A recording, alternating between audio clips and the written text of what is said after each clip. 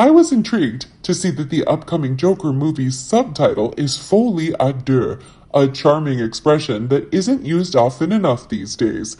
When shrinks discuss folie à deux, also known as les urges folle syndrome, after the French psychiatrists who first identified it in the 19th century, they refer to a shared delusional disorder in which folie en famille or folie à plusieurs, the madness of several, which can occasionally result in violence and even murder, are symptoms of an irrational belief that are passed from one person to another.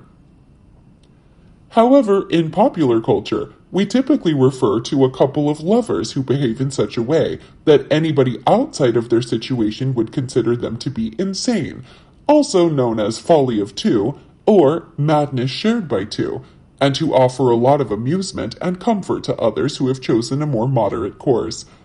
Fads can feature psychopaths, Brady and Hindley, Bonnie and Clyde, doomed lovers, Sid and Nancy, Kurt and Courtney, or eminently antagonistic narcissists, Depp and Heard, Madonna and Penn, but they will all have the same sense of being the only two citizens of a state that's hidden from the rest of us and has its own language and rules. A monarch once gave up his throne for an American divorcee and lived a life of travel and humiliation. Today, a prince forgoes his 3 weekly trips to Knockers and lives a life of travel and guilt. The Duke and Duchess of Sussex are without a doubt the best example of the fad right now.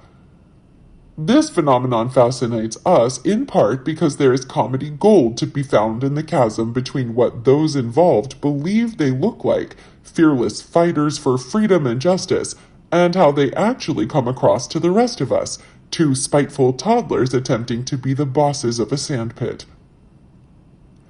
The folly of the Sussexes is particularly noteworthy since, prior to their union, they both appeared to be absolutely well. She would never receive an Oscar, and he would never be urged to donate his brain to science, but they were jogging along, laughing, and not upsetting anyone. People constantly say soulmates like it's a nice thing, but such relationships can easily turn poisonous, I wrote in The Spectator last year. Harry and Meghan appeared content on their own, neither of them very intelligent, but both leading comfortable lives that required little effort. When they finally met, the royal family's reputation was being sought to be assassinated. Given that the two of them are so interested in mental health, I wonder whether they're aware that, in my layman's view, they may be experiencing paranoia and a persecution complex, and that it could be a good idea to get professional assistance.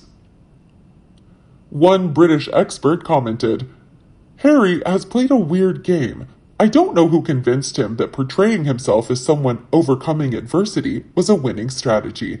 I read his book, where he tells his tales of woe. There are some genuinely shitty things that happened to him. Being paraded around on national TV as a kid when his mother died was shitty. I don't think anyone would seriously claim the tabloid press weren't bastards to Meghan.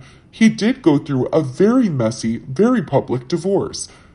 If he had stuck to the media being assholes, that as a child he was unwitting public property, and his parents' divorce on the world stage as a child was traumatizing, I think most people would have had sympathy for him. It's the other nonsense. He moans about going to the best school in the world. He moans about having the smallest bedroom in the castle. He moans his father wouldn't give him millions of pounds when he already had millions of pounds. He claims his own family didn't like Meghan because she was too good at being a royal. He talks to elephants. The drunk driver who drove his mother's car into a pillar wasn't drunk enough to drive into a pillar. Camilla either saved his father or is a Disney wicked stepmother, and on and on. I think he's ridden that horse into the ground. He still has 2 books to write. What on earth he's going to write about, who knows? Meghan is still desperate to be seen as a serious activist, but doesn't appear to do any actual activism. For example, abortion rights in the US are under serious threat. Where is she on that? In fact, I challenge anyone to demonstrate where she's done any sustained activism.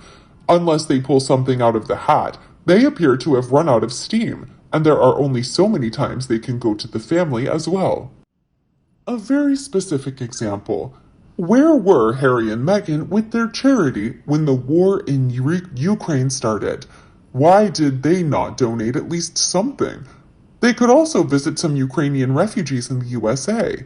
Nope, not their business. Help recent hurricane victims? Nope, not their business. Take a picture on the grave of the killed schoolchildren? Oh yes, please, with the whole camera crew and lights. I don't know how to no parent spits in their face. But I have to object to the phrase paraded around on national TV when his mother died. I'm sure the whole experience was terribly traumatic. The wholly unexpected, tragic death of his mother in a car crash when she was supposed to have been home the very next day. It's hard to even wrap my head around that, and I was an adult when it happened. I remember it well. The act of the bereaved men of the family walking behind the coffin is a traditional act of respect for the deceased, more common in European countries versus the US. The boys were given a choice of whether to walk or not, and their father, uncle, and grandfather walked with them. It's easy in hindsight to say it was barbaric and should never have been considered, and it's quite likely that the crowds of emotional people lining the route added massively to the emotional impact on William and Harry. Was it really barbaric? Or was it a dignified sign of the respect and affection in which Diana was held? I'm sure there will always be varying opinions about that. But at the time of death, decisions must be reached within the space of a few days. People can only make the decisions they believe are best at the time. Prince Philip told William he didn't have to walk. I have not read that Harry didn't want to walk initially, but that if he did, Prince Philip would walk with him. So there was discussion and no one was forced. It's time for Harry to stop beating this particular drum. William endured the same experience. I'm sure it was also difficult for now King Charles, Charles Spencer, and Prince Philip, who, remember, was in his upper 70s at the time. Difficult in different ways, but they all wanted to honor Diana as the beloved mother of the two princes, and as a person who had endeared herself to a large number of ordinary people who didn't know her, but who also felt a loss and were grieving for her sons as well. What do you think about Harry and Meghan's extreme paranoia? Let us know your thoughts below in the comment section. We hope you found this video helpful. Don't forget to leave a like, share, and subscribe to the channel if you like it. Thank you for watching this newsletter. See you in the next videos. Goodbye.